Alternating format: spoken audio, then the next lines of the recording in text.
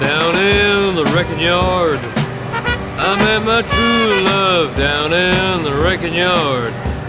I met my true love called a wreck Chevrolet, which I see every day.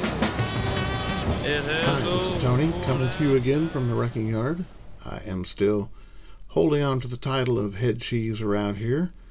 My guest, film director, Hollywood insider, and all-around bon vivant, Tommy O'Haver. On today's episode, we tear the lid off the cesspool of deceit and treachery that is today's entertainment industry. We turn over every rock to expose the slimy underbelly of an industry drunk on its own self-manufactured accolades. We lay bare the foibles and perversions of Hollywood's hottest stars. We tell you who's doing who, what they like doing, and where they like to do it. There won't be a scab left to pick when we get done torching the hypocrisy of the liberal Hollywood elite. Yeah, I'm just kidding. I've known Tommy for a long time. Way back in the 80s, I had a video store that specialized in foreign films and cult films, and just in general a place that carried titles that the other places in town didn't so much. He used to come in all the time and rent movies. I think I'm partially responsible for his film education. Then he moved to Hollywood, and the last time I saw him was about 30 years ago when him and another guy, thanks Kurt, left me in a van drunk, not knowing where I was when I woke up in the morning. I think this episode is really funny. It's got a lot of interesting stuff in it. I'm afraid this time around I probably talked a little too much yet again. I gotta apologize if people think that I have a motor mouth. The only thing I can think of is that, at least these last few episodes, I've talked to people who I haven't seen in a long time. I think that when you see somebody or for me anyway, when I see somebody who I haven't seen for a long time, I sort of get into a catch-up mode, I guess, and probably prattle on a little bit more than I should. But still, I think this is a good episode. I think you're going to enjoy it, especially if you're interested in the movie business at all. This is my first interview with someone who's not mostly connected with music in some way. So I hope that doesn't throw anybody a curveball. This podcast was never meant to be about one specific thing. It just so happened that I knew a lot of musical people, and that's who I went to first. Anyway, I recorded this podcast over the summer, so it's a little bit old, but it's still fairly current. There might be a small amount of politics in here. Again, I try not to do that, but sometimes it just slips into the conversation, and if it pisses anybody off, then I'll apologize in advance. Sorry. Doubtless you've seen some of Tommy's work before. Most recently, he did The Most Hated Woman in America for Netflix, which was really great. Before that, you may have seen An American Crime, which got a little bit of publicity when it came out, and especially if you're from Indiana, you almost undoubtedly saw it at some point. He's also responsible for some television episodes, Ella Enchanted, which I'm sure many, many, many of you have seen, Billy's Hollywood Scream Kiss. I know I'm missing one, so let me just get on IMDb. Oh yeah, Get Over It. So yeah, he's been around for a while, since the mid-90s. We talk about what he's doing now and the state of play, as it were. Anyway, I'm going to stop talking. I haven't been, my grandmother was the last one really. I have a cousin there, but my grandmother passed away. She was 100. She passed away at the beginning of last year. So that's the last time I've been there. If I didn't have relatives and I didn't live there, I wouldn't go there. I don't like that. Most of my family's in Chicago now and Kansas City, so Kansas City's way better than Indy. I like Kansas City. Yeah. Well, you may remember that back in the 80s when everybody was fleeing town, I was one of those guys going, hey man, it's not so bad here. Right. Where are you going? Things are cool here. But the 10 years I spent out here, every time I went home, like the first time I went home, I saw this billboard with a praying baby It said "Not buy bread alone." It was a bread commercial, okay, with a praying baby on a billboard. And for the last several years, I had seen like Courvoisier billboards, with dudes with slick silk suits and stuff, or going through West Hollywood, those billboards, which would make my dad faint. And so when I got back to Indiana, I was like, maybe it does suck here. I don't know. And I was there for like a week, and I was like, man, I must have not be. I wasn't seeing things that everybody else was seeing. Because I honestly hated it. And then it's cheap though. It really is cheap, but not cheap enough. Yeah. When I would go back, but I was always there. It seemed like every time I would go back to visit my grandmother, it'd be gray and dead. Yes. It was like sometime like in the fall, but like it was ugly, and I was like, oh my God, it's scary. It's kind of dreary here. Yeah. And then when it's sunny, you got to put up with the humidity. So there's no such thing as like perfect weather in Indiana. And, let's face it, it's a little backwards still. I had a bunch of students. So I've been doing this for like 4 years. Right. I do it, a couple times a year, and when and they just started one at IU, and I went there for film studies. They started an internship film program for IU students, and I did teach that because I had met with the IU people and said, I do this internship program for these Chicago kids.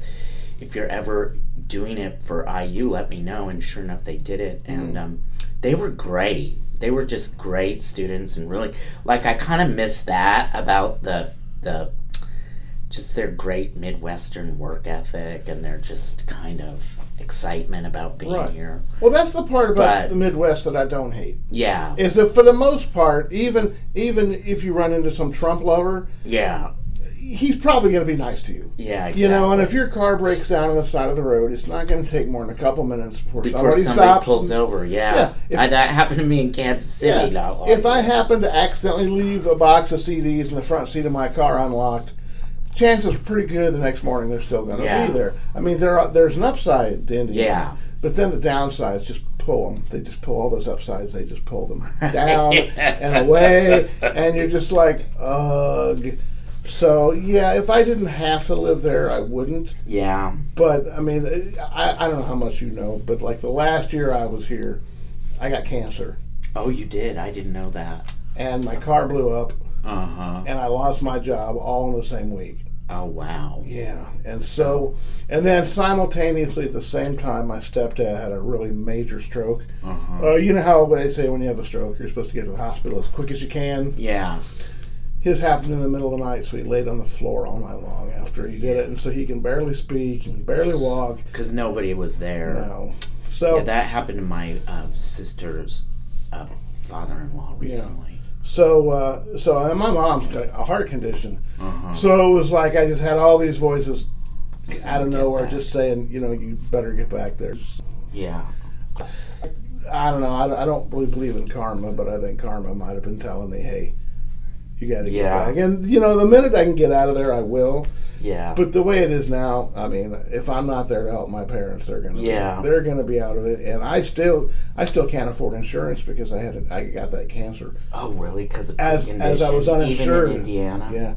Yeah. I've been looking for insurance. The cheapest I can find is like almost 2 car payments a month, and it covers nothing. It just basically. And that's through Obamacare, through all that. Basically, it just makes it so that you can tick the insurance box on your tax form. And now they're just going to make it worse. They're making it worse every day. Yeah. So, yeah. I'm lucky. That's one thing I get through the school too. Is I get insurance through them. Oh yeah, because it'll kill you. I mean, because. I was always Mr. Healthy. I went 40 some odd years without even having a tonsillectomy. I mean, I was like good to go. I'm always pretty healthy too. Yeah, and then all of a sudden, dude, what cancer was I remember the exact day it happened because we were on our way to go see that movie Troy. With Brad Pitt. Yeah. And I remember thinking it didn't look that great. Like 15 years ago? 12? Yeah. 15. but they were showing a preview for Constantine before it. And I had worked on it, and I knew I was going to be in this one scene. And it was going to be the first time I'd ever seen myself on a huge screen. And I was like, I don't care about the movie so much. Let's go check out this trailer. Yeah. You know? And I said, hold on, let me go to the bathroom before we leave. So I went to take a whiz, and I looked down, and it looked like somebody had poured a bottle of Merlot in the toilet. Like and it was all red. Oh, it was like all blood. I looked down and I was like, "What the fuck?" And it just happened that suddenly. Like boom. Not even like no you'd pain. Seen that before, or just no pain at all. None. Whoa. It was just all of a sudden poof. And so I go to the doctor. He goes, "Oh, it's a urinary infection here. Take a couple of these, you'll be fine." And it would go away. A few months, and then it would come back. And I kept going to the doctor. I kept going. This seems to be kind of a persistent infection here. Is there something else going on? Guess, no, here, just take a couple of these. This went on for a couple of years. Finally, I was kind of stupid. I should have went to a urologist immediately, but not having insurance and thinking, oh shit, more bills, crap. Well, I went, and they found 3 tumors in my bladder. One was the size of a golf ball, one was the size of a baseball, and one was the size of a softball. Oh my God, and there was no pain? None. 0. And they had been in there for almost 7 years. Whoa. So they got rid of them and you're all... The doctor told me, he goes, look, nobody wants cancer. Right. He says, but if I had to pick one, I'd pick yours. And I was like, okay, you're a great doctor. I have to go do the colonoscopy. My mother just had a tumor removed from her colon, I guess, and I have to go do that. I guess you can do it. They can just give it to you to do it at home. Well, the billboards that are very popular around Indiana now are the ones that say, if classic rock was just rock when you were a teenager, it's time to have your colon looked at. They're all over Indiana. So, oh my God, I was expecting you to come in with your big hair. Oh, no, not anymore. Well, dude, I don't know if you know this or not, but the last time you saw me, or at least I think the last time you saw me, was when I got so drunk you guys left me in the van outside, and I didn't know where you lived, so I woke up in the morning, hungover in that van. Yeah, we went out drinking the night before. It was me and Kurt and that friend of Kurt's. We were out here to do some interviews for the Legendary Star. Oh, out here? Thing. Yeah. And we went out drinking, and I apparently was doing something stupid like I used to do. And I got really drunk, and you guys were like, "Oh, we're not going to carry him. Just leave him in the van." And you guys left me. I don't remember that was here in LA. And then I woke up. I'm looking at the van. I'm like going. So long ago. It was like 80, 81, maybe. When did you move out here? You were fresh out here. That was 90. You don't have to do that out there because of me. It's a vape. Yeah, it doesn't bother me. No, you had just gotten here, and you. So it must have been like 91, 92. That's when I moved. I think 90, 91. Yeah. And we went out drinking somewhere, and this was back when I still drank. And this was and I was just like. I still drank. I was a bad drunk though. I mean, I was never like a after I'm sober start crying. Oh, I gotta quit. Yeah. It was just I never liked it to begin with. Yeah. And then I started when I opened that barbecue restaurant at that bar. I used to have to go in there early in the morning to smoke everything, and I remember at 9 o'clock. In Indiana? Yeah, it was in Broadway, where Caesar's Pub used to be. Yeah, I don't remember this, but keep going. On College, right near College and 65th Street. So I remember getting there in the morning, and I'd see all these people sitting at the bar at 9 o'clock in the morning drinking. And I remember on the nights that I closed, I'd be there at 3 in the morning, and these same people would be out there. Yeah. And I remember just thinking, do I want to be one of these people? Do I want to be one of these people that needs it so bad that they're up at the crack of dawn to start drinking, and they drink till the end of the day? And, I just finally, I had like a sit down with myself, and I said, okay, look, life is short. And you want to try to enjoy it as best you can. Yeah. But obviously drinking is not for you. And then I never really liked pills and powders all that much. Yeah. So I was like, you know what? I like weed. I can get it inexpensively. So it doesn't make me feel bad. Yeah. And now at 57, dude, it helps me sleep. Yeah. I smoked some last night to go to sleep. Yeah. That's the thing is, and especially edibles. If I eat like a good cookie, I'll get a really good night's sleep, and I don't have to take an Ambien or anything to do it. I had to do a party for these kids for the students. There's 12 of them out here. So I said, why don't you come to the house? We'll have I'll make chili and you guys can bring beers. They're all graduate students. And I drank some lemonade, some pot-infused lemonade so I could clean. Right. It's the best. Yeah. I just play records and clean and I know. cook. I know. Well, that's it's the thing so is but I still love my red wine. See, I like wine too, and if somebody offers it to me at dinner or something, I'm good with it. But the last time, water or anything? I'm good for now. The last time I drank, I popped open a bottle of champagne the first time Obama won. Oh yeah. That was the last time I drank, and I always tell people, well, I would have done it if John McCain won too. I just would have drank it faster. I got the night that guy in Alabama lost. That Doug Jones won. You know that the pedophile. Yeah. When that guy lost, I did get drunk. I was like, I'm drinking, dude. Right now, I try not to get into politics too much, but right now it's little victories only. Because the big victories are not ours right now. It's real depressing. It's really so depressing. Well, here's my thing is I'm tired of getting up in the morning and turning on my computer, and then the first words out of my mouth are always, what the fuck is wrong with people? Yeah. It's fucked up. You see this thing today, this woman called the police on an 8-year-old girl who was selling water. Oh yeah, I saw that. And I'm going, people, there's a reason they don't like us. And it's because you keep doing shit like this. If a guy's barbecuing in a park, who cares? Let him enjoy his meal out in the open. But there's just got to be people. It just seems like there's always got to be people who want to be that turd in the punch bowl and ruin it for everybody. And it's getting worse. It's not getting better. It's getting worse. And Donald Trump is just awful. Just an awful person. And he's noticeably awful. Yeah. And the people... still has 90% of Republicans. I'm like, who likes this? The day Nixon quit, he still had an approval rating almost 30%.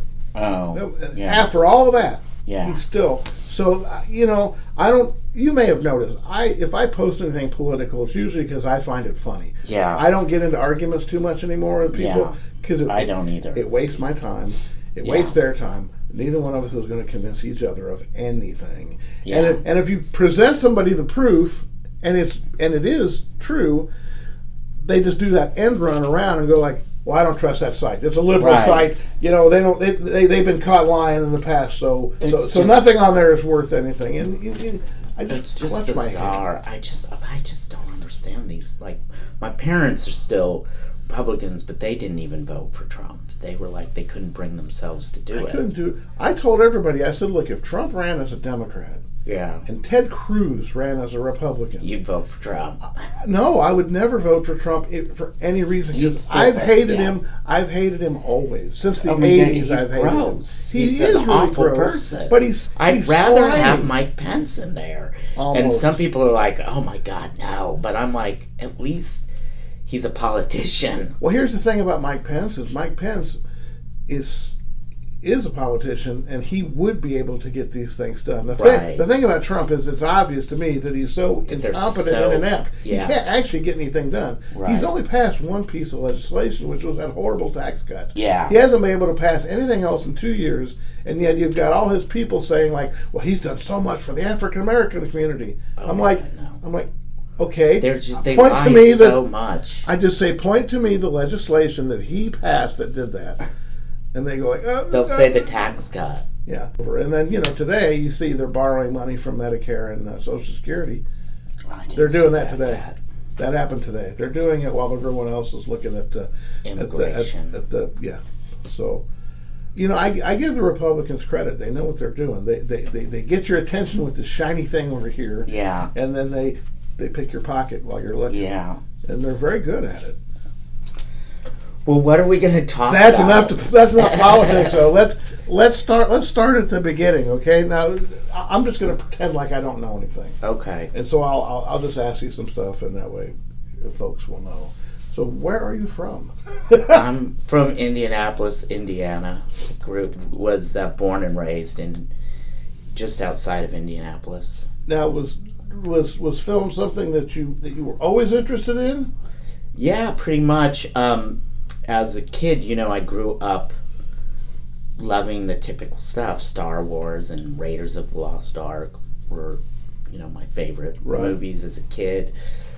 And when I got to junior high, I started writing the film reviews for my junior high newspaper, and then that led to me doing film reviews for the high school paper.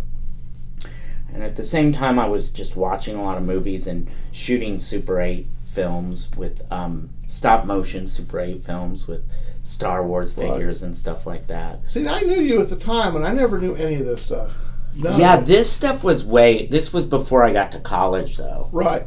But, I mean, when you were in high school, you were still shopping at my store, That's right? right. I did know you in high school. That's right. Because I had the only video store that counted in that whole city. Right. And I was hoping you were going to say something like it was your store that helped massage my love of film. Well, it did, actually. Now that I remember that, I mean, I know that's where I probably rented Pink Flamingos. we were the only store in town that had it.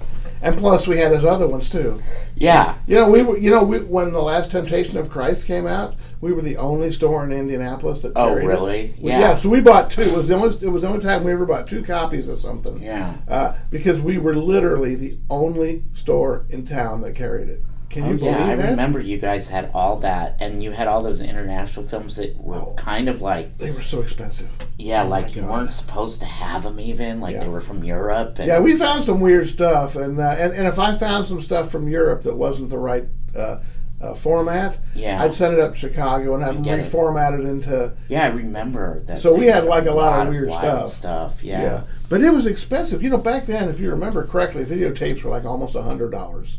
Oh, yeah. I mean, they weren't doing sell-through first. They were doing all those expensive ones. So, as a store, people always thought we were raking it in. They were like, oh, no, you guys must be pulling that money in. And I'm like going, dude, look, they just put out 15 Kurosawa films, and we have to have all of them. Yeah. And they're almost, it's $100, and I'm going to get that back $2.50 at a time. Yeah.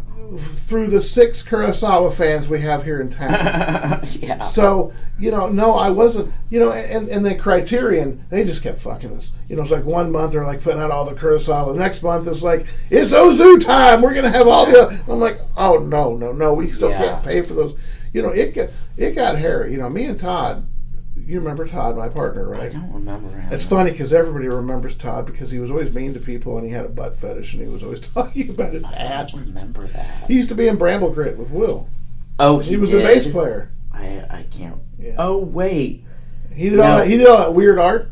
His thing now is amputee art. He's not the one that became transsexual. Who's that? No, that's Janie. Janie. Yeah, in Modern Vending. Yeah, okay, Modern Vending. But no, Todd now does amputee erotic art for people on demand. Some guy will go, I got the hots for someone wearing a Confederate flag, missing the left leg 2 inches below the knee.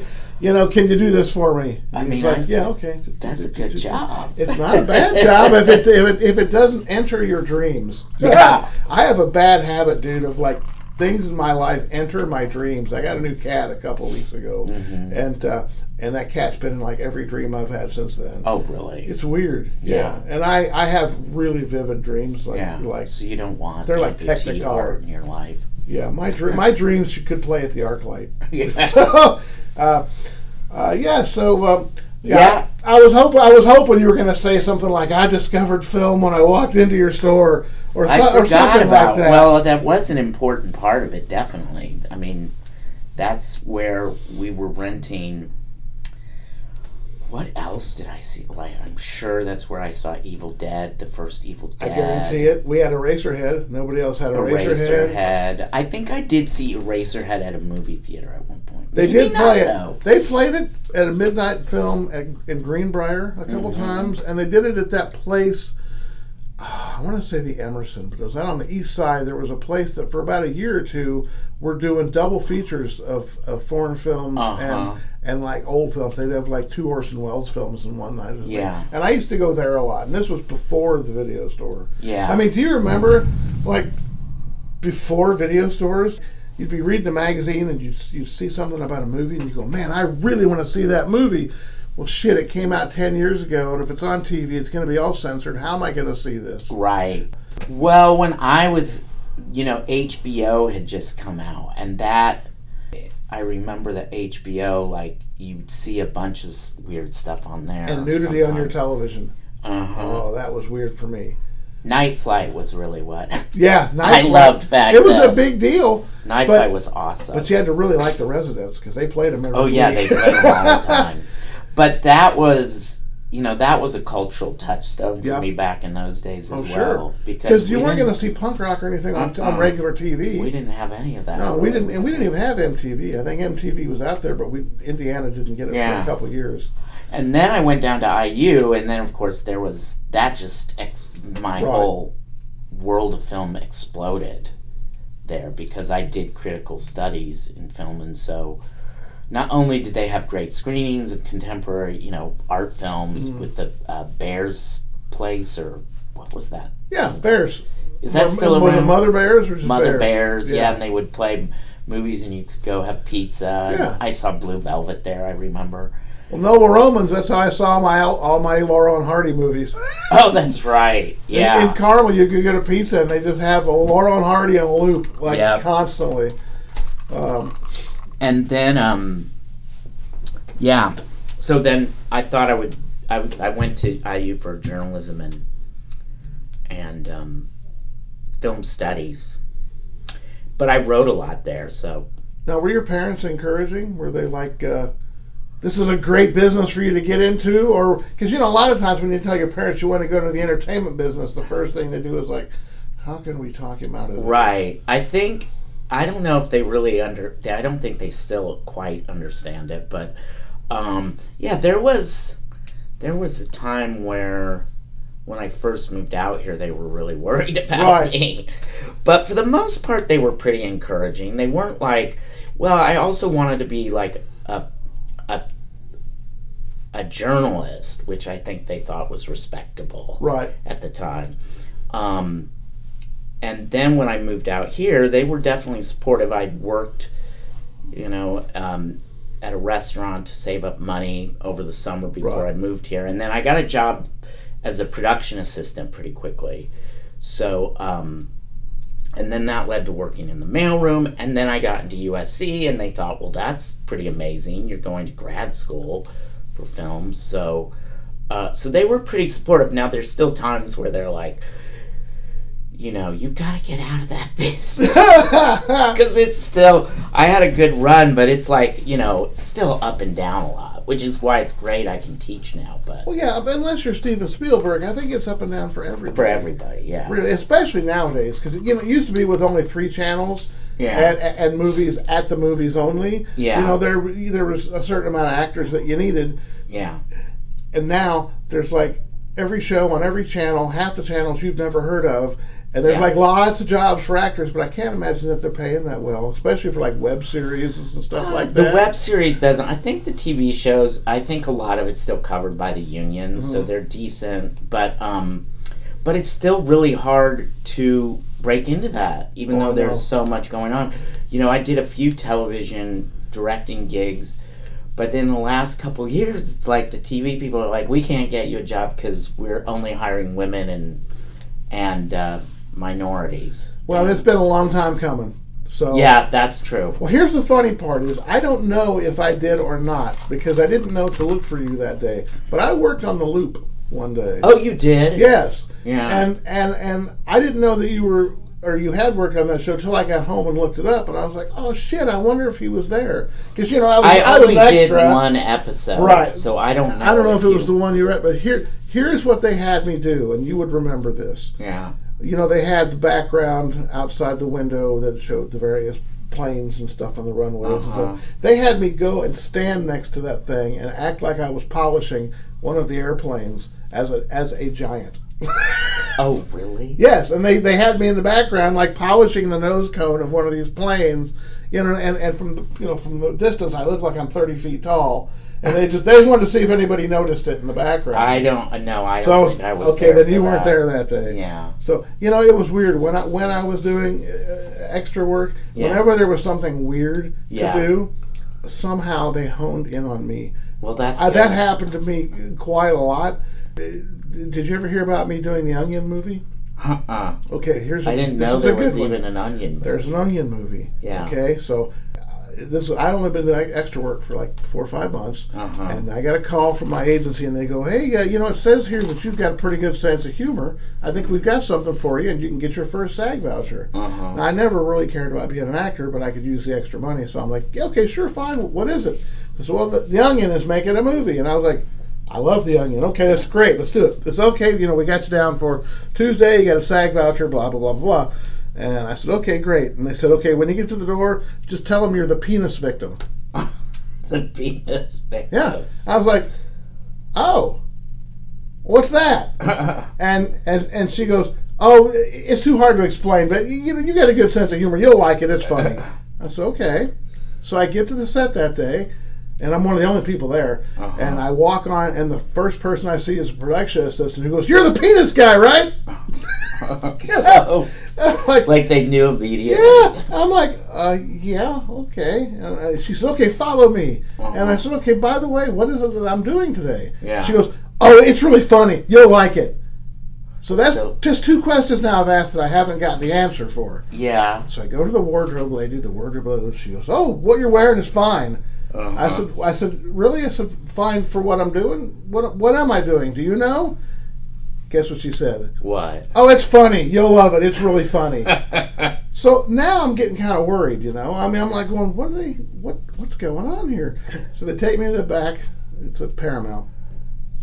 And they want me to stand against a building like this and pretend that my penis is stuck in a mail slot. Okay. And then there's 2 competing penis removal companies competing for the business of getting my Johnson out of this mail slot. And then these police officers are like trying to get me out of there. Right. I'm like stuck in there. It looks kind of funny. But anyway, so the guy says, "Okay, once you stand there, do this and pretend like you're stuck." And I'm like, "Okay, great. That's easy. Fine." So they get everything set up, they're getting ready to call action, and he goes, "Okay, drop them." Oh my God, so you had to drop your pants. Well, they didn't tell me that beforehand. So that's the thing. They can't do that. Remember, I keep asking, "Hey, what am I going to do?" And they won't tell me. They can't do that. I'm now specifically realizing that they haven't told me for a reason. Yeah, because you have to pay extra for that stuff. Well, here's right? the thing. Well, not only that, but if they had given me a couple of days to wrap my head around it, Yeah. I might have gone for the comedy of it, Yeah. But I told the guy, I said, "Look, the list of people who want to see my ass is far shorter than the list of people that don't." Yeah.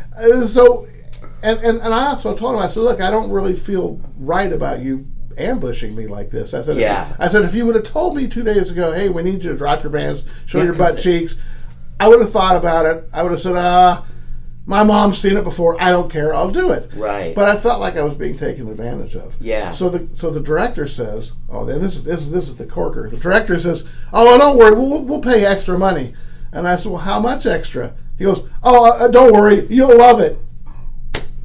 And I'm like, yeah, you can't. Yeah. So they gotta and I finally told him, I said, "Look, I'm a funny guy. I'm usually up for doing stuff like this." I said, "But I feel like you guys have tried to pull a fast one on me, and I'm not going to let you do it."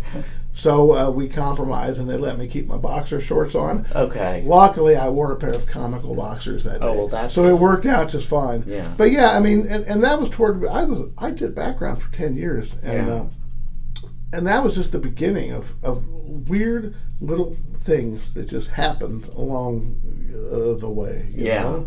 And you said you worked as a production or a PA, right? Yeah, so you probably had to deal with all these people. 2/3 of them are nuts, right? Right. I was mostly an office PA, but lucky you. But I do have to deal with them when I direct too. Yeah. So. And and they mean well. They really do. But there's always one. There was this one Asian girl that worked on this we're doing this Wes Craven movie, and they'd place her. They go, okay, we want you in the corner over there, and then count to 10 and walk that way. Okay, and she would do this, and every take she would somehow end up in front of the camera. Oh, really? Yeah, they'd tell her to go that way, but she would just kind of sneak over to be in front of the camera. Yes, it was funny. And she couldn't figure out how they kept catching her. She was just like, I had this one lady who, you'll have to pardon my language on this one. It was a wardrobe lady, and apparently someone told me she won an Oscar at one point, so everybody kind of tiptoes around her. Right. And she's really mean. She was the wardrobe lady on Fun with Dick and Jane, and a couple of other things. And I walked up to the table, and the first thing she said is, "Oh, I love dressing fat people." Oh my God. I'm like, and then she says, "Yeah, I always give them a size or two too small because it makes it more comical." Oh my God. Then she turns to the guy next to her and goes, "Hey, faggot, go get me these pants." Oh my God. And I'm like, and she goes, "Oh, he likes being talked to that way." And then she goes, I wonder who this was. If you look up the wardrobe lady, it's the head wardrobe lady for Fun with Dick and Jane, the remake. And then I worked on that for a long time, although I didn't really work on it at all. I just sat in holding for a week. Yeah. At one point, somebody comes back and goes, "All right, who's the fattest person here?" "Ah, you, come with me." He points at me, and Jeff Garland's double didn't show up, so they needed somebody to double for Jeff Garland. Yeah. Look, I got a mirror. Yeah. I know what I look like. I live in reality. But if he would have just came up to me and said, "Hey, would you like to make a little extra money? Follow me. You can be Jeff Garland stand-in." Yeah. I could do without the public announcement that's ridiculous. But it happened all the time. You know what else they would use me for? To hide equipment. They'd go, "We got a light stand over here. I don't want to see it. Can you put the fat guy in front of it so he covers it?" Oh my God. I heard this all the time. All that is ridiculous. I mean, I keep kicking this thing. I don't think my sets are like that, but for the most part, I had good experiences. And considering when I came out here, I didn't come out here to be an actor. I actually kind of, walked into it. When I worked on Red Eye, that was the best job I ever had. That was 3 months of constant work, mostly close to my house, except that the first week we filmed at the airport in Ontario, and then the last week we filmed at the airport in Ontario. I'll bore you with this one last story, and you can tell me from your perspective why this happened. So anyway, I drive to Ontario Airport for this airport scene, and I live in LA, it's in Ontario, so we got to drive. It's a night shoot. Got to drive rush hour to get to Ontario, work all night, and then drive rush hour back. Yeah. So I sign out that Monday night, and the guy says, "Can you come back tomorrow?" I said, "Oh yeah, sure, I can come back tomorrow." I said, "Hey, look, I don't know how long this is going to last, but I have to work my other job the last 2 days of this week." I said, "So if you think you need me these last 2 days, tell me now. I'll get them off, and we're good." Right. He said, No. Tomorrow will be good." I said, "Okay, fine."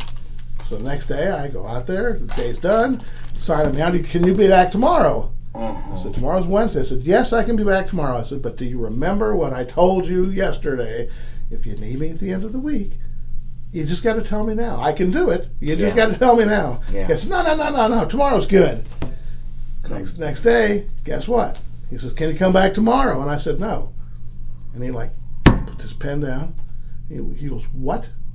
And I said, "I told you Monday, I told you Tuesday. I said, I told you I could show up these last 2 days. You just had to tell me so I could get off work. But you didn't tell me. You specifically told me that you wouldn't need me. And so I didn't take those days off of work." Yeah. And he goes, "It's your responsibility in case we have coverage, in case we have this." I said, "I understand that." And I said, "That's why I made you the offer on Monday and Tuesday to do this." Well, he got shit. He told me I was never going to work for DreamWorks again. He was just all this, all the stuff that you would normally hear, all the threats, and he's pounding the table. Yeah. I'm one of 400 people. I guarantee me not being there on Friday didn't affect them at all. Right. But he told me, he says, "You're never working for DreamWorks again." So I left. A week later, I get a call, say, "Hey, you're booked on Red Eye." Yeah. So I show up, and it's the interior set. It's the inside of the plane. The PA sees me, and he kind of rolls his eyes. He goes "Oh." Now I'm easy to work with. I do what I'm told. Yeah. I don't into the camera or none of this stuff. I'm easy to work with. Don't be mean to me, and we're gonna get along just fine. Yeah. But so he was just like, oh well. So they're putting us on the plane. They're trying to place us. As I'm walking past, and this happened to me a bunch of times in the 10 years I was doing this. Wes Craven goes, blah, blah, blah, blah, blah, blah, blah, to the guy next to me. The guy comes over to me and goes, "Can you work for 2 months?" Oh, really? And I'm he like, wants you to be like in the. He liked my glasses. Yeah. He said, "I love those glasses," and they put me directly in front of the main character for the movie for the entire film. I'm you see my forehead, my face, whatever. When we went back to the airport, this is where I almost got fired.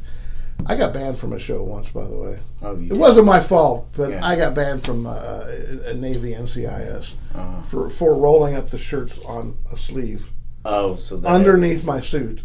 So you couldn't see it. It was just hot in there, and I didn't want to be all sweaty. That's ridiculous. And this lady runs out, and she like grabs, "Who told you could do that with that shirt?" And I was like, but anyway, so there's a scene where there's just a line of us, and we have to walk onto a plane. That's it. It's a decommissioned plane there on the runway and facing the window where the camera is and stuff. Now I'm thinking, this is a jet. How many times in my life am I going to get a chance to sit in the pilot's seat of a jet? Right. How many times? When am I ever going to have this opportunity again? So we go on the plane. We're supposed to turn right and then go sit down. We get in the plane. I turn left. And I get in there. I sit in that seat and I start acting like a fucking idiot. I'm just like going, boo, boo, boo. Oh, look here. Click, click, click, click, click, click. All of a sudden, I hit this one switch, and all the lights in the cockpit turned on. Oh, really? And I looked out the window, and there's Wes Craven looking at me through the window, and he sees my face through the cockpit window of the airplane. So they can see it all, like Yeah. everything going on. Yes, and I'm like, and I don't remember what button I pushed to turn the lights back off, so I'm my like God. frantically like trying to turn stuff. The PA comes out to me afterwards, and he goes, "If I were you, I wouldn't do that again." I was like, yeah, cool. But yeah, I had all sorts of stuff like that happen to me. But mostly, I learned that if you don't have a hard outer shell, that this city is not where you where you not need to live. I heard Wes Craven. I met him once at some DGA thing, and he was so nice. He was so I've heard nice. Was great to work with. Well, here's the other funny thing is I had diabetes at the time, but it wasn't. I didn't know it yet. Yeah. So my blood sugar was like fucking with me, and so I kept falling asleep. Because you're sitting in this damn airplane chair for 6, 7, 8 hours, Right. you know, and you're kind of bored. And I sound like a bear making a cappuccino when I sleep. And apparently, the cameraman, because he had to film like right next to me, so I'm like, I got like this Tetris of like stands and cables and stuff, and I have to like sit perfectly still. And the cameraman would kick me when he saw that I was about to fall asleep. Oh, really? He would like that to wake me up. But the problem was is whenever he would do that, I'd always go, "I'm not asleep," and then cut. So years later, my brother went to see Wes Craven at some sort of thing at the ArcLight, you know, where he was giving a speech, and he goes, "Hey, I think you know my brother. He was working on Red Eye, and in front of Gillian Murphy." And he goes, "Oh yeah, I remember your brother. We could always rely on him to fall asleep during a take." Oh, really? He remembered me. That's great. Yeah. Okay, so you get out here. You made your first film while you were in Indiana, or while you were at school, or while you were here? No, I came out here. I worked in the mailroom at New Line Cinema, and I made a short film with a friend while I was in the mailroom, and that came out pretty well. And I used that to apply to go to USC for grad school. So then I went to USC, and I made my first, where I wrote and directed my first short films at USC, and those I took to New York Film Festival and Sundance. So they had, they sort of opened up some pathways for me, and I started writing a feature based on one of the short films. And shortly after I left USC, I was basically reading scripts for New Line to support myself and trying to get that movie made. And I finally found some rich guy from Pasadena who wanted to learn how to produce. And he put up the money and helped produce it, and I brought in a bunch of friends from film school to make it, and we made it for not very much money, and then and took it to Sundance. That was my first feature, Billy's Hollywood Screen Kiss. Right. Yeah. See, now that was it was right around then that I found out that you were making films. Yeah. It was that late in the game. Yeah. Because I don't know why. I mean, I would have thought that Kurt would have mentioned it at one point, or. Well, like, I was mostly writing and doing plays when I was in Indiana, because I didn't really, I didn't have access or know how to do it. And it really wasn't until, and I came out here to write primarily, and it wasn't until I got to USC that I was like writing and directing, and that it's just started to feel like, oh, maybe this is a good thing for me to do. Right. Well, were you a theater rat in high school? Yeah, totally. And I did some plays at IU, and I was part of this Bloomington Playwrights Project. Do you know about that? Oh. Like a little theater. It's still there. And wrote a couple plays that were produced there and acted there, and was really into my writing. So Yeah, I didn't know you did any acting. yeah, I did a bunch of acting. I was Pippin at IU. Really? Yeah. I did stuff like that, yeah. Huh. Yeah, I just, the thing was, when I came out here, I had no compunction to be an actor at all, Yeah. And then it was so hard to find a job, and I moved out here late. I was 40 when I moved out here, and out here that's 80. Yeah, So it's harder to get. It really was. The 10 years I was here was a huge struggle for me. Things got like really bad a couple of times. I mean, so bad, in fact, and I'm going to cut this out too, so bad, in fact, that during the writer's strike, a couple of times I would go to Food for Less and eat produce as I was walking through the store, and then just buy a bottle of water. That's how bad it got. Wow. I had roommates for the entire time that I lived here, and they were bad, like crazy roommates. Oh, really? And I just had to put up with it. I mean, by the time I was ready to go, I was kind of ready to go, because I had the worst job that I'd ever had in my life a couple months before I left here. What was that? I'm going to have to edit that out too, because I signed an agreement. Oh, okay. I was working as a. Oh, okay. I lived in his old house, the one that burned down. I lived in the basement part that wasn't quite burned out yet, and this woman was probably still is the most evil person I've ever met. Oh, in my really? life. I could write a book, and you could make a horror movie out of it. Oh, wow. And we lived next door to Ronnie James Dio. He died while I was there. And I told her, I said, your next door neighbor, Ronnie James Dio, died. And she goes, he was nice for a midget. Oh, my God. And that was her being nice. Oh, my God. I mean, and she had mental illness. She had like double breast cancer. Backwards, she owns. Oh, really? Because he wanted out of the marriage so bad. So that she he managed gave them to get her.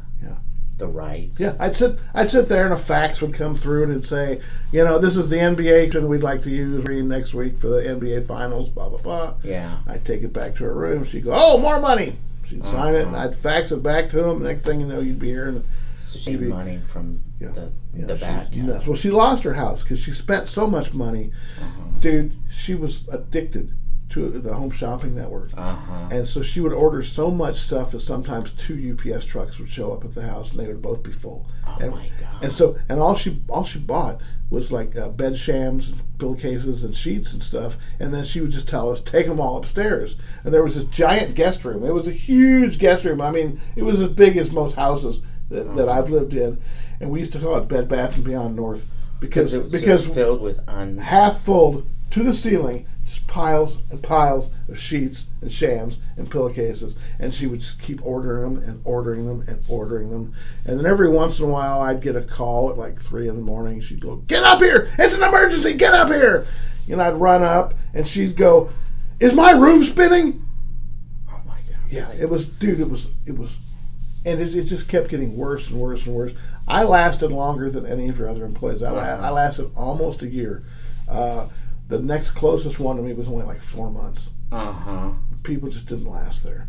And the reason she hired me, this is the funny part, I was mostly there to take care of her dog. She bought a German Shepherd named Falco. Uh-huh. And it was from Spain, and it was a show dog, so she paid like $20,000 for it. Yeah. You could walk this dog, and you could slow down, and it would slow down. You would speed up, and it would speed up. Mm-hmm. But the thing is, it only knew its commands in German. Oh, really? Yeah, and I knew some German. Yeah. So that's how I got it. I could go, and the dog would do whatever you're gonna do, you know. And wow. But it was horrible. It was horrible. So you did that for a few months, and then almost 9 months. 9 months. And then was like, I gotta get out of here. Well, this is long story short. She was addicted to OxyContin, and she had a way of making different doctors prescribe them so that she had multiple bottles. Well, she found out that a prescription had been called into a separate pharmacy rather than the one that she usually goes to, so she wanted to hurry up and get them before somebody found the mistake, and that way she would have 4 bottles of OxyContin next to her bed. Well, the day I was fired, the OxyContin wasn't delivered by noon, and at 12:01 the phone call was just, "Where's my Oxy? Where is it? Why isn't he here? Why aren't you calling him? Why aren't you on top of this?" And I said, "Well, they're open till 5. I said, and they said they're going to deliver it today, so I'm sure it's going to be here before 5, and you've got 3 bottles of OxyContin next to your bed already. Just take one of those." Oh my God. And that did not appease her at all. And she was like screaming about this 4th bottle of OxyContin, and then when it didn't get there by like 1 or 1:30, she just started screaming for me to get out of her house.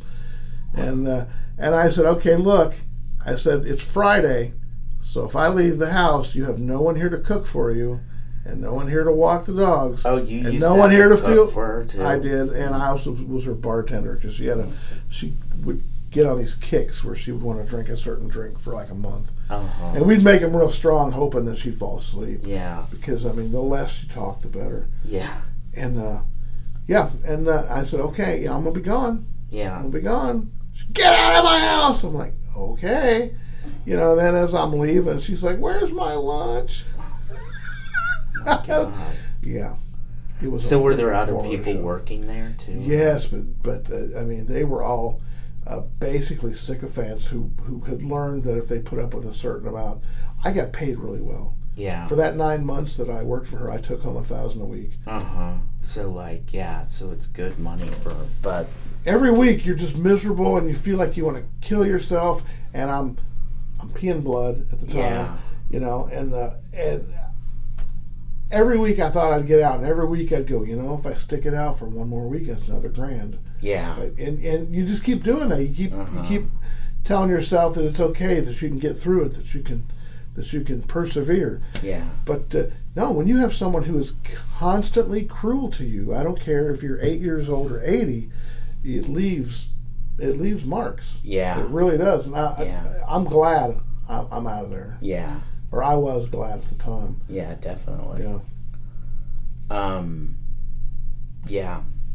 So when we were talking earlier about your parents being up for the idea of you getting into the entertainment business, I didn't get around to telling you that my parents didn't really like each other that much, and so we had to try to do things as a family where we didn't have to talk to each other very much. Yeah. So we used to go to the movie like 2 or 3 times a week. I saw Bonnie and Clyde when it came out. Yeah. I was like 7. Yeah. I saw The Last House on the Left when it came out. Right. I was 8. Right.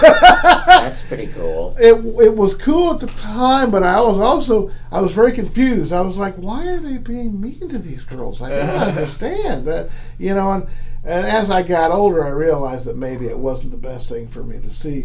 But what was weird is every once in a while a movie would come on TV and my mom would make me watch it. Imitation of Life. She made me watch that as a kid. Oh, really? And that is the seed to why I'm such a liberal dude at this point right now. Oh, really? I can still just fast forward that movie to the end. To the funeral procession. Yeah. Look at that. Oh, wow. I'm just thinking of it. I'm just That's thinking wild. of it, and that's what happened. So that was like a big movie. It was huge for me. And I was only like 8 or 9 or 10 or whatever. I mean, I probably didn't even get half of what was going on. Right. All I knew was there was that scene with that, and then the other one where she brings her lunch to the girl in school. And I'm like going, oh no, I get it now. And then you know, she's with that boyfriend, and I remember when I was a kid when he goes, I didn't know you were out here. And it's really, and that hit me in the face. I was just like, what did he just say? Yeah, it's pretty amazing how progressive it is. I know. So my mom, and you know, since then I've gotten into Douglas Sirk is one of my favorite filmmakers, and you know, after watching that, I watched. My film my mom made me watch was Suddenly Last Summer. Oh my and God! That is stuck in my head. She didn't make me watch it. That's kind of a perverted movie. She didn't make me watch it, but we watched it together.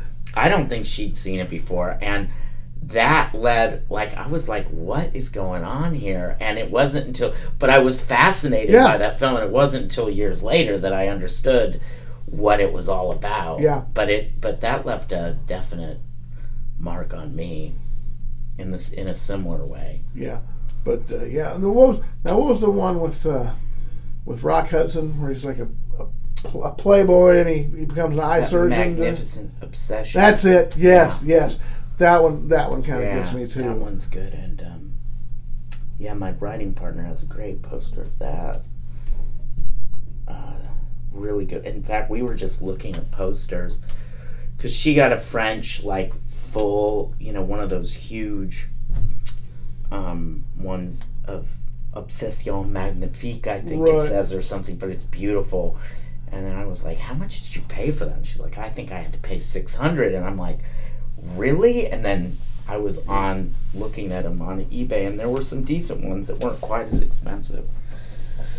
Just last week was looking at Magnificent Obsession posters. Yeah, you know, and that's and little things like that. I have little touchstones like that. Another one was, we went to a triple feature at the North Side once.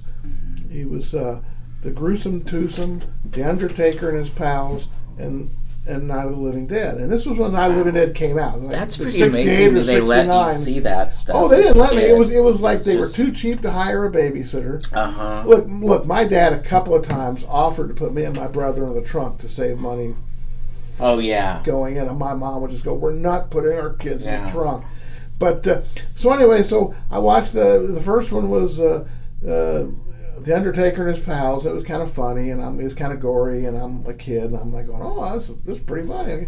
And the next one was on The Gruesome Twosome, Herschel Gordon Lewis, one of my favorites. I don't know that one. And he's the one guy that did Blood Feast and 2000 Maniacs. I know Herschel Gordon Lewis, but I've never seen Gruesome Twosome. Gruesome Twosome, and I use this with air quotes as one of his last good movies. Okay. So I'm watching that, and there's all this, you know, debauchery going on. And I'm like, oh man, wow, this is really cool. Then Night of the Living Dead came on, and it scared the fucking shit out of me. I mean, like a half hour into it, my mom took my glasses away. Oh, really? Yeah, she reached back, she goes, I'm not having this anymore. And she just took them off of my face. Well, the worst part about it is, of course, I'm still awake, and I'm hearing, The next day, my parents are talking to these people that moved into the house next door from Kentucky, and they're going in, oh man, we saw these movies last night, you won't believe, blah, blah, blah, blah, blah, blah, blah. Like, you want to see them again? Sure, we'll go again. And we went again the next night. They took me twice, 2 nights in a row. And were you scared to death? No. The second time, I was like, Mom, it was funny too, because I'm sure I was 8 or 9 or whatever it was. It came out in '68. And I very calmly and reasonably went, Mom, I would like to have my glasses this time. I think I can handle it. Yeah. She's like, okay. And then I was able to watch it the second night, and that fucked me up. Yeah. Because you go through the whole thing, and you're like going, God, this seems real. It feels like it can happen. And then you're like going, all right, man, that black dude's going to make it. He's going to... Oh, shit, did they just shoot him too? Yeah. And I remember as a kid being very disappointed. Yeah. Because that was like reality hitting me in the face. I didn't understand at the time that injustice could be equally doled out whether you needed it or not. And then the other one that did that, did you ever see The Parallax View with Warren Beatty? I don't think I've seen it. I saw that when I was a little kid too. Basically what it is about a guy who stumbles on a conspiracy that runs a lot deeper than he thinks it is, and as he digs and digs and finds out more and more, Point Blank a little bit. and you're kind of, it's that same genre, and you're thinking go, and then at the end, of course, they shoot him, and then they blame him for something else, and the whole thing just starts over again. And as a kid, I remember going, well, wait a minute, he was right. How come he didn't win? Why didn't he? Right, so it's like you get to see a bad ending. Exactly. So, and you're not sure how to process. And Bonnie and Clyde didn't exactly have a happy ending too. So I kind of grew up in the '70s sort of anti-hero sort of movie era. Yeah, I mean, I remember going to the drive-in and seeing that Scorsese film. That what's the one about the mama? Big Bad Mama. Big Bad Mama. Is it Big Bad Mama? Is that his? Is that where she's like the mama with the criminal sons and they're all? No, but right around the same time he did Bound for Glory, which was the movie about Woody Guthrie. It would have been around the same time. I don't think that's it. But Big Bad Mama, I remember because I believe it had William Shatner in it. Oh, those are the early ones. Boxcar Bertha. That's it. That was it. I saw that. That was like the first R-rated movie I think I was, because I assumed that was R. Yeah. Well, my parents never looked at the ratings at all. My dad had this saying. He would always go, they're going to learn about it sooner or later anyway. And that was it. So if there had been hardcore porn playing at the North Side, we probably would have seen it as children. Just because my parents just did not care. Mm-hmm. I remember going to the movies with other people, and if like some nudity came up, I would like see like somebody's mom go immediately cover the eyes of their child next to them, and I'm like going, "What are you doing? My mom lets me see that stuff." Yeah. And most of my friends weren't even allowed to go see the movies I wanted to go see. Yeah. So I mean, we weren't. My dad took me to some stuff like he took me to some Mel Brooks movies. Yeah. And I got to see Blade Runner. Stuff like that, but I wasn't just allowed to see anything. Right, yeah, I basically was. They just didn't. As long as we didn't have to talk as a family, then whatever was on the screen was fine. Well, let's go ahead and continue talking about. So now, after that first movie broke down a wall or two, the next movie you made was. That was a teen movie called Get Over It. Right, that was with Kirsten Dunst? Yeah, with Kirsten Dunst and Zoe Saldana and Mila Kunis are in it. They were like, didn't really have much of names at the time. Yeah, I was going to say, I don't think the two of them had done much at that point. Kirsten Dunst had been like interviewing the Vampire. She'd done some stuff. And then Ben Foster was in it, and he had done that. He's great. He's one of my favorites. He's a great actor. He can do anything. Yeah. He had done that Barry Levinson film before our film, but it had a really good fun cast, and it's become like a teen cult movie. That was from Miramax, and it was kind of a rough shoot, but that led to Ella Enchanted. Now what do you mean by a rough shoot? Oh, just because we had Harvey Weinstein there all the time. I was gonna ask, and I was just gonna like, well, should I say yeah? So you worked with him somewhat. Yeah, he produced two of the movies. He produced Ella Enchanted and Get Over It. They were both from Miramax. Okay, now all the ugliness aside, did you get along with him? Was he easy to work with? No, it was very hard. Okay, so that's what I've heard. He's a tough guy. Like, there's a reason why nobody wants to defend him these days. Yeah.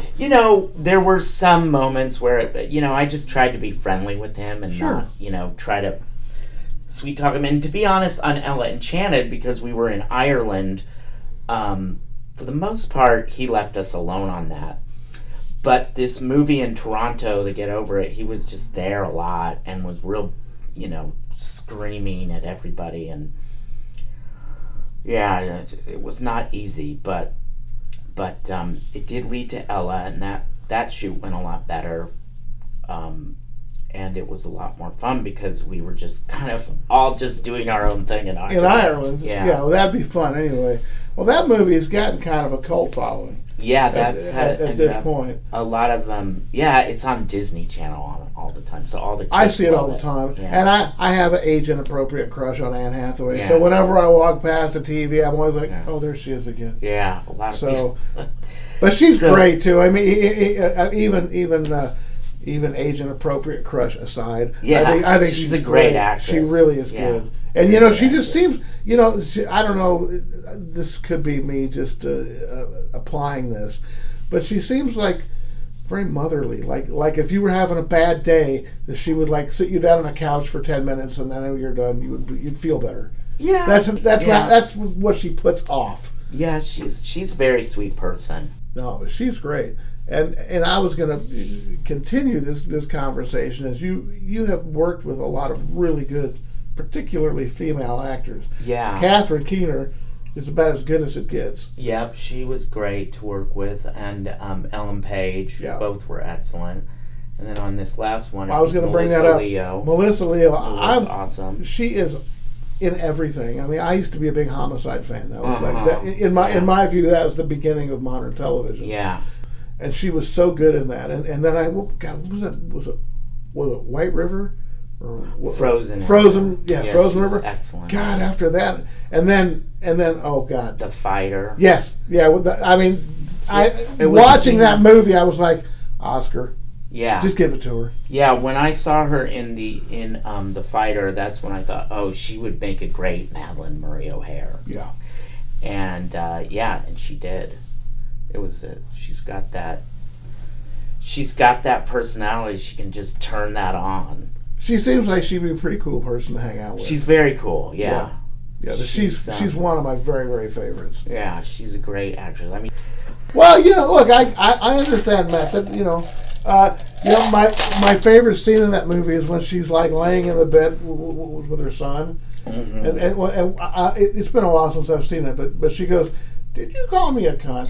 Oh, he says, "I know you call me names," and right. He goes, "You mean like fat cunt?" And she goes, "You call me fat cunt?" Yes, I was rolling in the aisle during that. Yeah, that is a funny line. And they both did it. So I mean, they did it perfectly. Like without any particular anger, just more curiosity. Like, did you really say that? Yeah. All right, so they were kind of like that. So in real life, I think. Now, do you have any more movies on the way, or are you just concentrating? Yeah, on teaching? We're working on my writing partners, who I did American Crime and the Most Hated Woman with. We're working on a script right now, but I don't want to talk about it yet. That's fine. And there, I've got my hand in a few different things. Sure. But you just gotta wait and see what takes and what doesn't. Sure. And I'm assuming if it doesn't have a superhero in it, it's probably twice as hard to get it made. It's hard these days, yeah. It's very hard. I mean, it's easier to get TV shows done these days, obviously, but even those are hard because. Yeah, but that's where the good stuff is. I mean, it's taken me a while to slowly understand this, but basically, TV is where all the adult drama is now. Yeah, exactly. It really is. I have some friends that are like really ruining the death of cinema, and I'm telling them, look, if they tried to put Game of Thrones on a 2-hour movie, it wouldn't have worked. Yeah. I said, I don't mind having a serialized series of things to watch if it's going to tell me a wider story that I'm going to get all the stuff that I want out of. Yeah. It was like when they tried to do like Lord of the Rings as a 2-hour cartoon back in the 80s or whatever it was. Yeah, it didn't work. It was never going to work, and they should have known it wasn't going to work. Yeah. So I don't mind a long, complicated story. I could watch Lawrence of Arabia 2 or 3 times in a row and not get bored, because as long as you're entertaining me or doing what I need to do, I'm fine. Somebody, anyway, I'm not going to tell you who, but somebody said I should ask you about the day that Beck came to your house. Oh, yeah. That I had the James Corden show came to the house and just wanted to do a show there for a night. And you didn't know they were coming, right? No, I didn't. So my roommate set it all up. Oh. And I didn't know, but he knew. We had a party, and some producer from the show said, "Hey, this place is great. You think Tommy would let us ever shoot here?" He was like, "Yeah, the Coen brothers just shot here a few months ago," because they shot the opening scene from Hail Caesar there. And that was, again, just a random thing where somebody came in the house, some location manager said, hey, can I take a look, and took pictures of the house, took it back to the Coen brothers, and they came back and they said, yeah, we want to shoot here. So, of course, they redid it all so that it looked like it was 1950s Hollywood. Not long after that, we were having a party, and my roommate, a friend of his who was working as a production coordinator or producer on the James Corden show, which was just coming together, said, hey, we're talking about doing surprising somebody and doing the show from their house. Do you think Tommy would let us do it here? And he said, yeah, I think I'll set it up. So so he set it up, and I didn't know anything about it.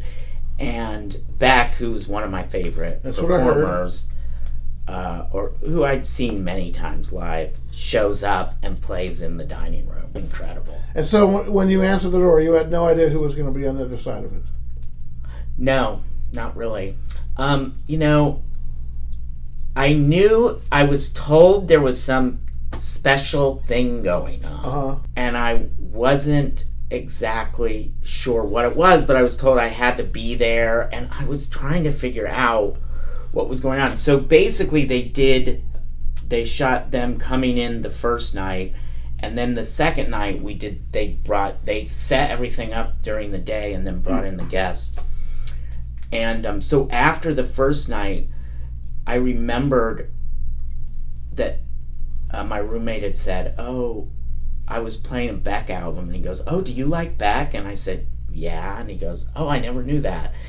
And it was so out of nowhere. Right. So the next day I was with a friend working and telling him about what was going on, and I said, I wonder if the musical guest is going to be Beck.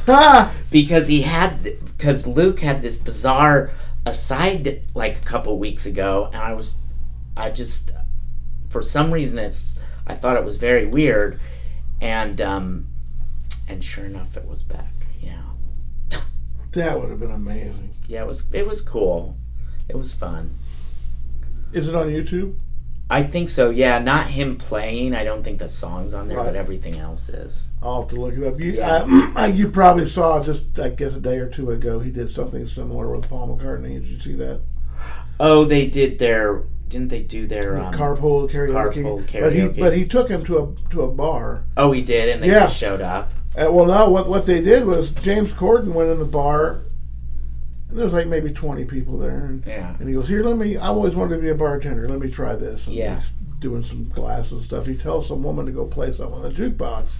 So she goes over and plays something on the jukebox, and when she does it, these curtains open up, and there's Paul McCartney with a band. And he does a live. Yeah. That's and then when he does, then he stops, the curtain shuts, and everyone's looking at each other going like, what the hell? And James Corden goes, yeah, all the songs on the jukebox are free. Push whatever you want. So somebody goes up, pushes another one, curtain opens up, and Paul plays another one. Yeah, it was really... And it was him with his band. It was really cool. Yeah, he drove them around. He did the carpool karaoke in Liverpool. They drove around Liverpool and showing cool. So they were stuff. In the UK, yeah. Yeah, you remember I went to Liverpool with Duncan back in the 80s. No, what was that? We went to all the various Beatle spots. Yeah. Like a big Beatles. Yeah, we just... That's cool. Well, dude, it was right after the airplane blew up over Lockerbie, Scotland, and you could fly real cheap right after that. Yeah. And Eric, the old bass player for the Math Bats, he was a travel agent then. He goes, dude, he says, we can go to Europe for $300 round trip. Wow. We can leave from Indianapolis, land in any one of 14 cities, stay for 2.5 weeks, pick any city, and fly back. $300. Yeah. And we're like, okay, we can't. We got to do this. Yeah. Well, I tried to shove too much into the thing, because we landed in Amsterdam, then we took a train to Ostend to Dover, rented a car, drove to Liverpool, drove to Scotland, drove back down, took a boat back over, went to Berlin, went over to the wall. We went through the wall like 5 months before it came down. We went through it, went to East Germany, and then we went to Hamburg and left from Hamburg, and that was all in like 2 weeks. I mean, that's pretty good. Yeah, that's quick, but that's good. Yeah, but the funny part was on our way home, like I said, everybody's nervous, everybody's jumpy. We even because of that Lockerbie jet. Yeah, and we were even referring to our ticket as the terrorist Super Saver plane. Yeah. And so we're in line, and we notice in this line behind us that all of a sudden there's these very Arabic-looking dudes with the long beards and the dashiki and stuff, and or not the dashiki, but the distache. And we're looking, we're like going, oh man, I'm glad those guys aren't on our plane. Yeah. So we get on the plane, we sit down, and the pilot comes on. He goes, we got a little delay here. He says, we'll be taking off shortly. Just relax, have a drink, read a magazine, whatever. So we sat there for almost, I'd say, hour and a half. Mm-hmm. And we're like, damn, I wonder what's taking so long. And then all of a sudden we look up, and the first one of those guys gets on the plane. Oh, so they had to and do then the like second extra one. security. And there was a family of Hasidic Jews right in front of us, a mom, a dad, and a kid who was only about 7 or 8 years old. The kid stands up. He's got the hat. He's got the little curly hair things on the side. He stands up and he goes, Daddy, look, it's Satan! Oh my God, really? Yes! And we're sitting next to this guy who's in the Air Force, and we look over, and he has a patch on his jacket. It has a line of water with a ship sticking out of it, and it says Gaddafi Yacht Club. What's that? Why was that? Muammar Gaddafi. Yeah, but what? He was based from the air base where the planes that bombed Gaddafi's house took off from. Okay. So they all got these commemorative patches. Oh my God. And so, all of a sudden we're surrounded by all this heaviness, Wow. And then he goes, oh, that's nothing. He says, when I first flew over, he says the plane hit some turbulence. There was like a lightning storm, and the plane started shaking really bad. He says about a third of the plane was Muslim, and they all ripped off their seatbelts, got down in the aisles, and sort of So he said the whole time this plane is shaking. Nobody can go to the bathroom because the aisle's completely filled with people that are praying for this plane. And me and Duncan are sitting there like going, oh, I hope we get home. And we had sort of started getting on each other's nerves at this point. Yeah. Because it's hard to travel with people. Really is. And Duncan is an easy person to get along with. I think I'm an easy person to get along with. Yeah. But it was like 2 or 3 days before the vacation was over, and he said, I got to buy a postcard and send it to my grandma. And I was like, you're going to be home before that postcard gets there. Why don't you buy her one and hand it to her when you get there? And that started like a big argument. And then from that point on, every time one of us would say something shitty, like, oh, fuck you. And I'd go, I'm sorry, what I meant to say is would you like a croissant?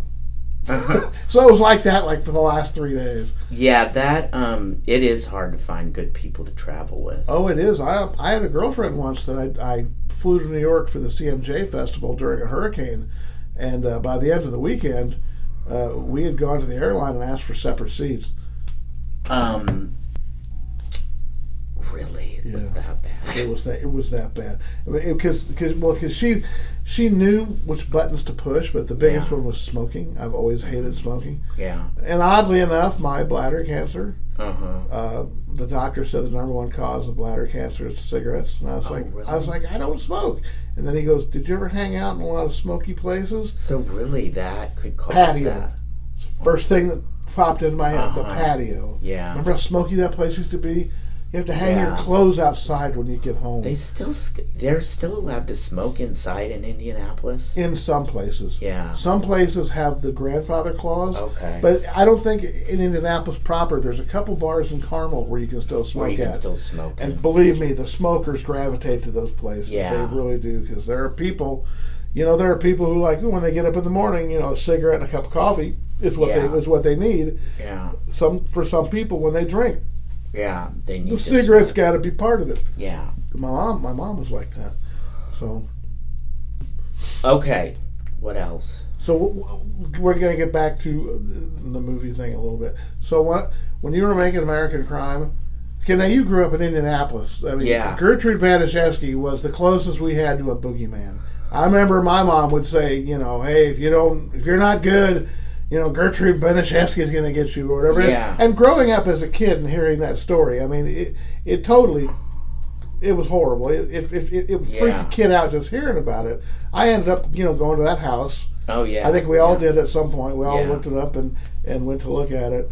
I know somebody who actually went in the house and filmed like all the rooms in the basement and stuff. Yeah, I've seen stuff online where people have done that. Yeah, I wasn't quite that brave. I just drove past it for whatever reason. I think it's torn down. It now. is. It's gone now. It's gone. Yeah, I've seen it.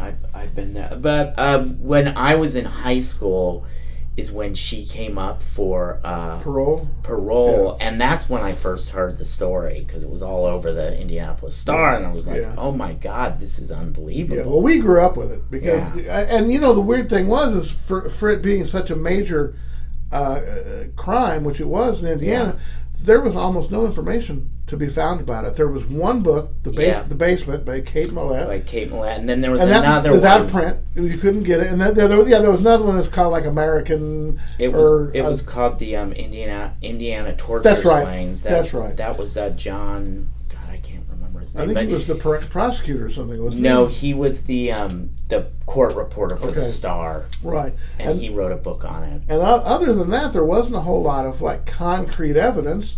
And by the time I was interested in finding out more, 2/3 of the people were dead. I mean, it's amazing to me that so many people that were connected to this particular crime all died fairly quickly afterwards. A lot of them, I think 2 or 3 from lung cancer. Yeah, just like boom. Yeah. But like I say, that was sort of a nightmarish vision that was sort of foisted upon us living in Indianapolis. When you were making that, I mean, did a lot of that come back to you? Were you feeling kind of maybe depressed while you were making it? Did you?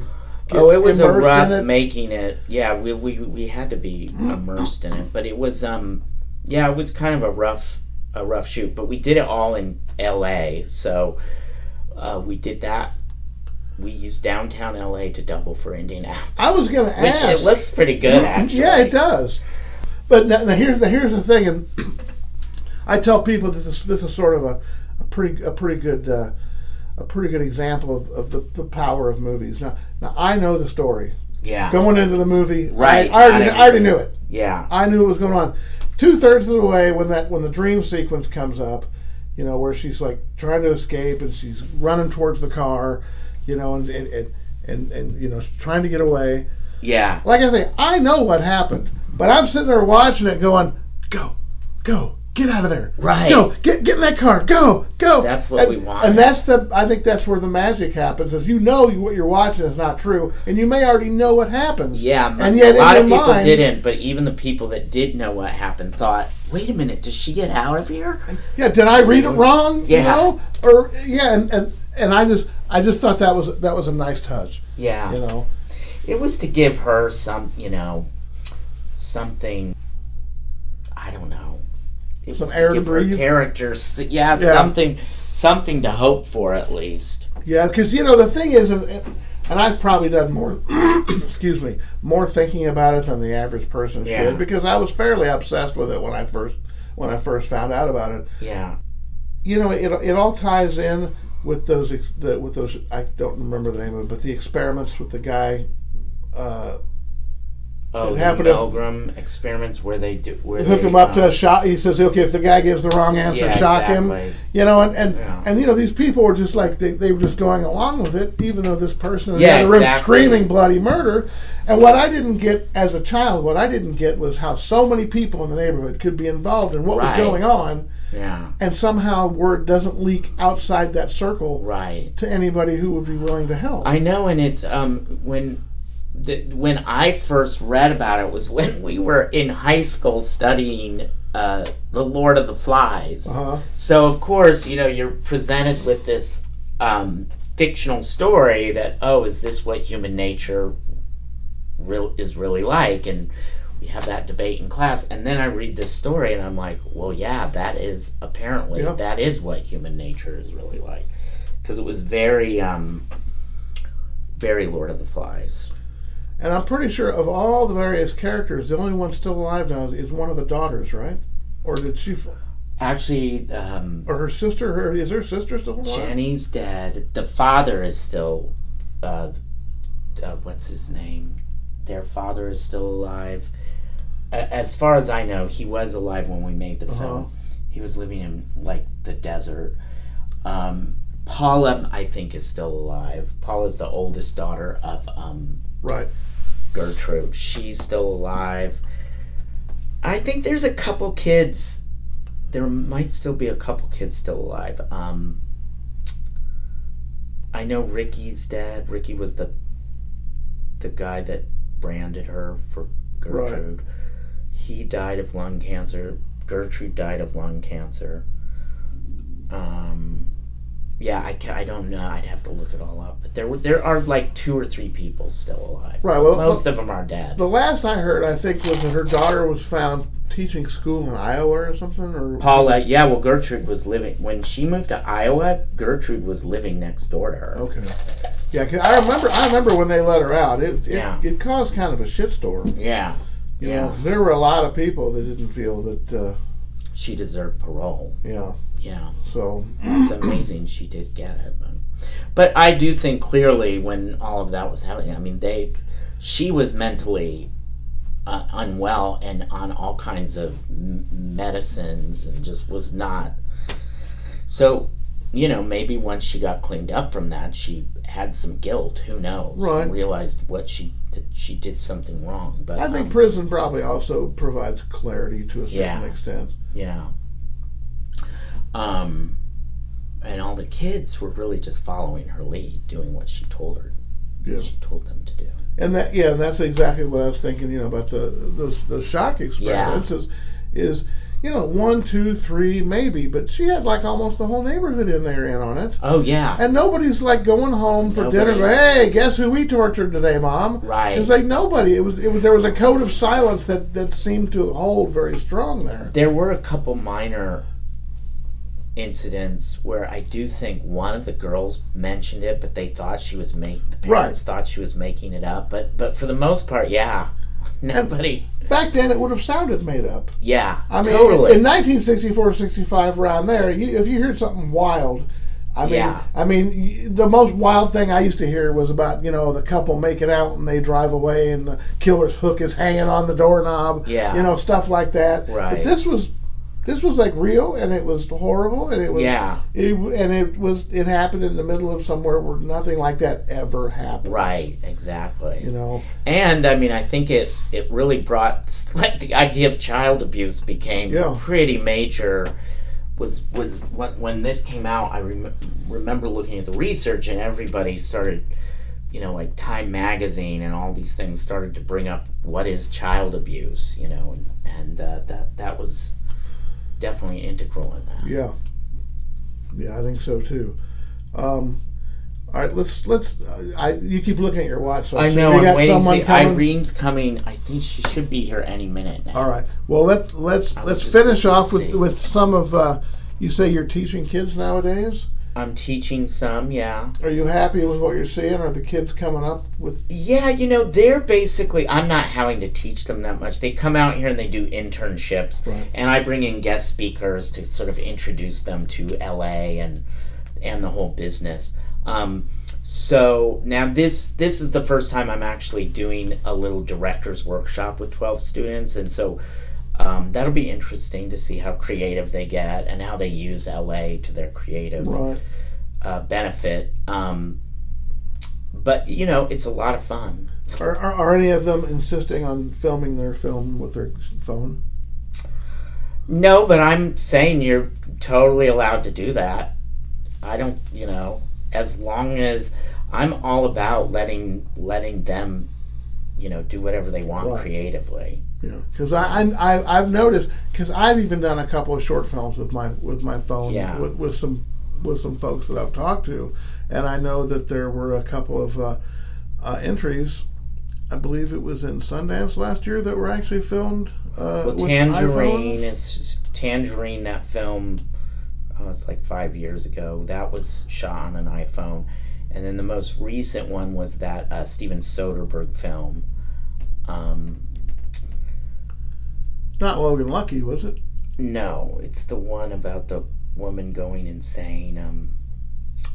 I can't remember, but it's. He makes so many films; it's hard to keep up with him, to be honest. Yeah, I think he's made 10 since he retired. Yeah, exactly. He makes them all. Yeah, he came out with some horror film that was shot on an iPhone. I think it was like 3 months ago. Well, the thing. Do you remember when I used to sneak cameras into concerts? No, I don't remember. Okay, you might have been gone by then, Yeah. but I used to literally sneak video cameras into concerts and film them. And it was hard to do, because you weren't supposed to do it. And you had to get that camera in, and I had very sneaky ways of doing it. Yeah. But I remember sitting there talking with my other friends going like, man, you know what? The day is going to come, they're going to make a camera. It's going to be about this big. Right. We'll be able to put it in our pocket Yeah. or attach it to our hat, and nobody will ever mess with us. And we talked about this all the time. And sure enough. Not once did any of us say, and you know what? It'll be a phone too. Yeah. Not one of us, you Yeah. know? And now I have a camera and a video camera on my phone that are both better than any camera or video camera I have ever owned. Right. I sometimes see the quality of the pictures that I take with this phone, and I'm aghast. I'm like, Jesus, that looks really good, and there was no light. The only thing that sucks is the lenses, and it's not very consistent. No. You can't control it very well. But it takes they can take great photos. Yeah, I mean, I'm just astounded that it's funny because when I was little, I anticipated us all having like jetpacks and flying cars. And all that. No. Technology did take off, but it took off in a direction that I never saw coming. Well, we always thought about these. Yeah, because the Dick Tracy watch that would do everything. Yeah. And when they finally did come out with the iWatch or whatever they call it, you were kind of like, I already got that stuff on my phone. I had a friend who just shot a movie on an iPhone, but he got like you can get major lens packages for them. I've seen those. Yeah, they look kind of funny. So he got like a whole big lens package to do the whole film, and it was pretty good. Some of it looked really good. But it's tricky because there were a few times where it was there were like one or two scenes where it was trying to keep focus because it was kind of dark, and I know that he didn't like that, but for the most part, it looked great. Yeah, I'm perfectly happy. I mean, it's not even a phone anymore. Yeah, it's a hub. You have a hub where you've got all your stuff, that your notebooks and your this and that and blah blah blah. And as you can see, I'm using it to record. Exactly. Before I started doing these podcasts, I bought like a mixing board. I bought some microphones. Oh, you did? Yes, I bought all this shit. Whole thing, I bought all this shit, and then I found out that it sounds exactly the same if I just took this. Plugged it in to there. Yeah. And poof. And so now when I travel, that's my equipment. That's great. Yeah, it works out really, really well. Yeah. Okay, anything else before? I think we could probably wrap it down. Now what I'm going to do here is, if it's okay, I want to take a picture of you in here. Is that cool? Yeah. And then over the next couple weeks, if you think about it, could you send me some pictures like through the years? Yeah, I can do that. I think maybe you may even have a picture of the Cave Lords. I do. At home, I do. I saw you guys in a basement. Computer. I was drunk when I saw you guys. You were playing in a basement somewhere. Yeah, we were always playing in basements. And I was probably always drunk. So. Was it in Indiana or was it like Ball State? We used to play at that little. It might have been a college town, but I just remember it was a basement, and I remember I was drunk. Remember that place at Ball State? What was that called? Oh, the No Bar. The No Bar, yeah, Yes. we played there a bunch. I loved that place. Yeah, that place was dingy, but it was fun. It was fun. Yeah. Wait, I have to run. There's going to be another podcast coming on fairly quickly after this one, and on that one I can guarantee that I do not talk too much. I absolutely don't talk too much. I barely talk at all in it, and you'll see why. Seriously, thanks for listening. Goodbye.